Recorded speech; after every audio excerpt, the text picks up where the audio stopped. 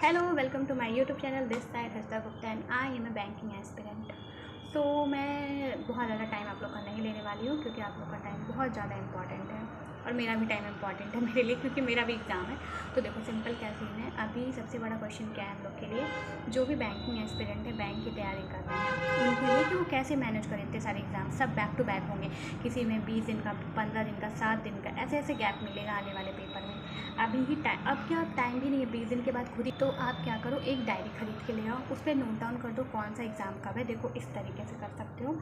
और अगर आपको कन्फ्यूज़न हो रहा है कि मैं प्री पे फोकस करूं और अगर मेंस पे करूं कि पीओ पे करूं, क्लर्क पे करूं, तो आप क्या कर सकते हो, एक टारगेट बना सकते हो, जैसे मैंने बनाया अभी। कि अभी क्या है कि मैं प्री का मॉक जो है वो जब तक IBPS SBI पीओ और SBI IBPS पीओ का पेपर हो जाएगा तब तक मैं देती हूँ। एंट्रेंस कैसे क्लियर पे आ जाऊँगी। आप अपने माइंड को थोड़ा क्लियर कर लो, मेंस लेवल पढ़ो, मेंस मत छोड़ो। कोई मतलब नहीं है मेंस छोड़ने का। अगर आपको एग्ज़ाम निकालना है इस साल, मैं भी ट्राई कर रही हूँ कि मेंस मैं डेली पढूँ। तो सिंपल क्या कर सकते हो, आप ये लिस्ट बना लो कैसे क्या करना है, और उसके बाद से डिवाइड कर लो, क्योंकि रोज़ एक प्री का मॉक देना ही है। देखो रिपीटर हो या फिर आप बिगिनर हो, एक मॉक दो अगर आपका सिलेबस वगैरह सब कुछ कंप्लीट है।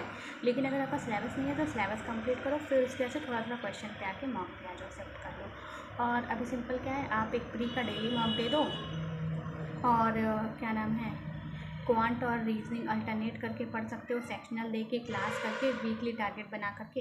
इंग्लिश डेली पढ़ो और जीके को डेली पढ़ने की कोशिश करो। इस 4 तरीके से आप पढ़ो। मैं भी यही कर रही हूँ। आपको कभी बेकार नंबर आएंगे, कभी अच्छे आएंगे, लेकिन आपको रोज़ पढ़ना है चाहे जैसे।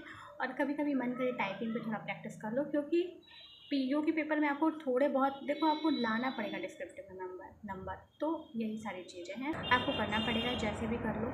मेंस और प्री को ऐसे लेके चल सकते हो, तो ठीक है। अभी आप वीकली टारगेट के बेसिस पे आप देखो, सिंपल सी बात है, जब माइंड में बहुत सारी चीज़ें सोचोगे तो वो नहीं समझ में आएगी। आप एक डायरी खरीद लो, जो भी मन में है उसको लिखो।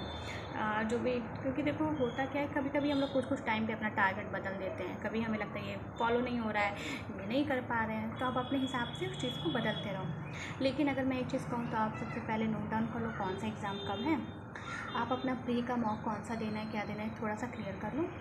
और आप एक ब्लूप्रिंट टाइप का बना करके रखे रहो कि आपको पढ़ना क्या है। मान लो आप आज पूरा दिन आप कहीं वेस्ट कर रही हो, एटलीस्ट आपको पता उसमें मेरा प्रायोरिटी क्या है।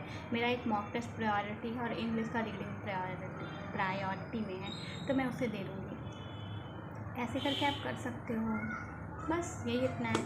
और अगर और भी कोई कन्फ्यूज़न है या डाउट है तो उसके लिए उसके लिए आप कमेंट करें, मैं उसके लिए वीडियो बना दूँगी। That's it is for today.